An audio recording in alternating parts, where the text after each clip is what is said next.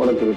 நீலகிரி மாவட்டத்திலிருந்து நாள்தோறும் ஏராளமான சரக்கு வாகனங்கள் கேரளாவிலிருந்து தமிழ்நாட்டுக்கு காய்கறிகளை ஏற்றி வருகின்றன. இந்நிலையில பார்த்தோம்னாக்க இன்று காலை கீழ்நாடிகரணி பகுதியில தேங்காய் லோடு, அதாவது தேங்காய் ஏற்றி கொண்டு வந்த லாரி ஒரு நெடுஞ்சாலையில சரிவான பகுதியில பழுது ஏற்பட்டுள்ளது. இந்த பழுதின் காரணமாக இந்த லாரி நடு ரோட்டிலே நின்று உள்ளது. இதனால் பாத்தீங்கன்னாக்க கிட்டத்தட்ட 4 மணி நேரம் போக்குவரத்து பாதிப்பு ஏற்பட்டுள்ளது. உடனடியாக அந்த பகுதிக்கு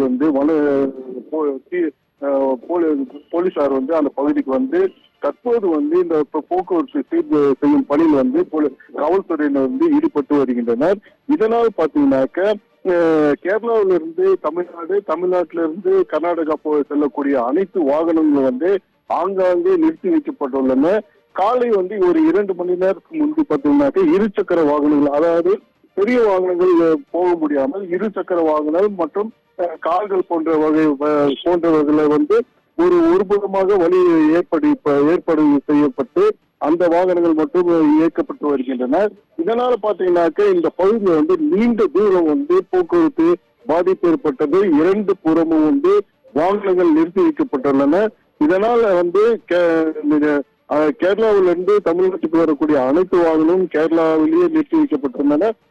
இங்கிருந்து கேரளா செல்லக்கூடிய வாகனங்கள் அனைத்தும் தமிழ்நாடு எல்லையில நிறுத்தப்பட்டுள்ளது. தற்போதும் போக்குவரத்து பாதிப்பு ஏற்பட்டுள்ளது காரணமாக வாகனங்கள் மெதுவாக செல்லக்கூடிய சூழ்நிலை ஏற்பட்டுள்ளது.